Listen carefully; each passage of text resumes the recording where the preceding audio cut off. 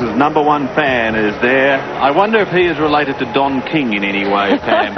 I think there's a few relations of Don King around. We've seen some pretty extraordinary hairdos during this Ford Australian Open this year and last year. We also mentioned earlier that it was a 3-zip in favour of Mary Pierce. One of those was on a hard court. That was the Canadian Open, Wendy. Yes, that was in 1995, though. And times have changed.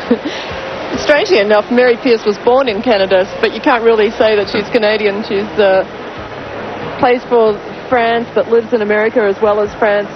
But even though Pierce leads 3-zip, they're both different players. The Canadian Open was so different. You figure it's been about 9 months since they've played. In the life of a 16-year-old tennis player, 9 months is about 4 years in a career that spans. I mean, it just so much happens to a young player at that age. Mary Pierce played 32 matches last year because of injuries. She's come back very slowly, but she's also come back very solidly. With that amount of tennis being limited, could that in some way be in her favour? Well, what I think happened as we see the players on their way to centre court is that the time off and the injury has helped Mary Pierce mentally, because now she appreciates her tennis. She appreciates those Grand Slam championships. How would they be feeling at this minute? Oh, butterflies are like an understatement. I mean, you're so. I mean, you can see it in their face. Actually, they look tense. We both know them, and they look tense. And I'm getting goosebumps just seeing them, because this is where you want to be. This is where you fight to be in a championship, a Grand Slam championship final. And to hear the roar of the crowd.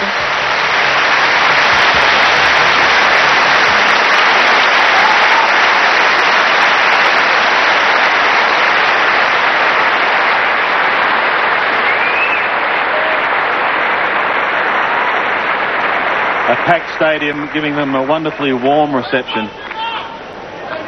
Well, they've fallen in love with Martina Hingis in the last few years. Actually, her first ever Grand Slam was here 2 years ago. Even though she's 16, she's a veteran. This is her 3rd full year. Mind you, they did also fall in love with Mary Pierce a couple of years ago too. Well, Mary's an actress out there, and she's good value for money. She's very dramatic. What do you think will be the first... what's going to happen first? Will she leave the court, do you think?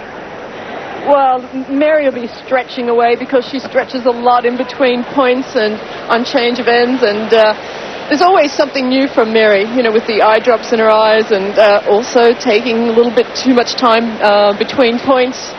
Well, I think because she got warnings early on, and I think the umpires have been pretty much honored to stay within the 20 seconds. I'd be surprised if she violated that rule today, but we have a pretty experienced umpire who's going to be heading things up, so we'll see. Amazing that she's going for the double, Martina Hingis. Within 24 hours to try and take out 2 is just incredible. Last person to do it was Martina Navratilova here in 1985. And the last person to do it in a Grand Slam was the same person in '87, Martina at the U.S. Open. Well, if she wins today, as her mum, if she wins today, she'll become the youngest major championship winner since Lottie Dodd, who won Wimbledon as a 15-year-old. Back in 1887. I remember it well. And actually in '94, I should mention, Sanchez Vicario won the double when she took out the singles, which was the last time Graf had lost in a Grand Slam before this '97 Australian Open. She took out the doubles and the singles. So it's happened in women's tennis a few times, but not since McEnroe. Anyone's been close in the men's. Well, that's because a lot more of the top women players play doubles. And you can see Mary sort of got that grin on her face. Always before Martina Hingis plays, she's always smiling. Whenever the umpire gets ready to make the toss, Martina's always laughing. But there are this Mary Pierce stretching. We expected that. But it's funny, Pam, we always played with Martina Navratilova, and when she signed her autograph, she always signed Martina, never Navratilova. But I think now Martina Navratilova will have to start signing Navratilova, because there's another Martina out there. Well, there's one record Martina won't break, and that occurred with a young lady at the US Open back in 1978, didn't it, Pam? Yeah, it was a pretty good year. That's the only time I can say I played this match, which is the finals of a singles Grand Slam, 16 and 2 months. And I was thinking about her rollerblading yesterday. The most dangerous thing I did before my Grand Slam was a little walk near Central Park. Very carefully. Yeah. Well, that's pretty dangerous. I'm not sure which is more dangerous. Yeah, quite right. She had on the wrist guard, so I think my walk was more dangerous. Not surprisingly, Hingis is first out. How much of an advantage, Mary, having been here on this court 2 years ago in this position and winning, how much is it going to mean? I don't think 2 years on, at this point, it means that much. I think that Hingis's record the last few months really wipes out any psychological edge that Mary might have. And Martina Hingis, born in Slovakia, moved to Switzerland when she was 7 years of age. She's number 4 seed here. 3 career titles to her credit, 2 of them in 1996 at Filderstadt in Oakland, and won the first tournament that she played in of the year in 1997, the Sydney International. She was also a semi-finalist at the US Open, Pan Pacific, Chicago, a quarter-finalist last year here at the Ford Australian Open and Hamburg.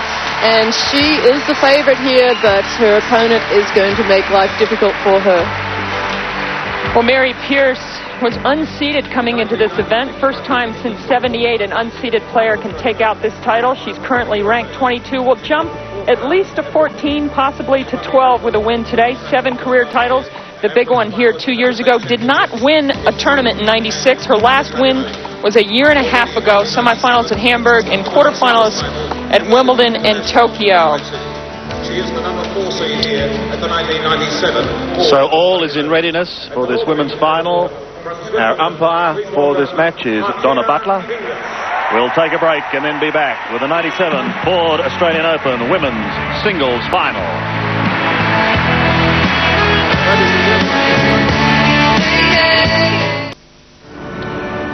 Well, we've got a wonderful view of Melbourne Park, so too of those aboard the Whitman's lightship at the moment.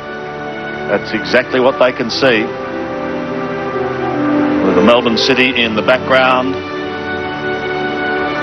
the Yarra River and the MCG to the right.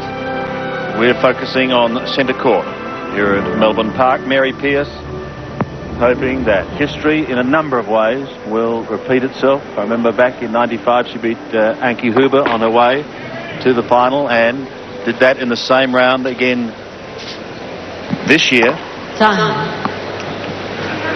Yeah, Mary Pierce had a pretty tough draw because she was unseeded, but here she is through to the final. Been a bit of a slow starter, Wendy, hasn't she? Well, except in her semi-final match where she got up to a very good start. Yeah. But the person who has been in great form in this tournament has been Martina Hingis. Well, Mary Pierce, we were mentioning her path because she was unseeded. She played the person who put her out in last year's championship in the second round. Lekotseva seeded 13, that's 4 in the third. And then 3 pretty quick straight set victories. Medvedeva, Kokta, and then Anke Huber. That's when she started to show her form. 6-2, 6-3 over last year's finalist, the 16th seed, who'd had a great run. And then, of course, the terrific win over Amanda Kutzer, who has grown to be very comfortable on this surface. Well, her opponent, Martina Hingis, has played very well in the championships. She has not lost a set, and her toughest match, perhaps just with herself, whether or not she can handle the pressure.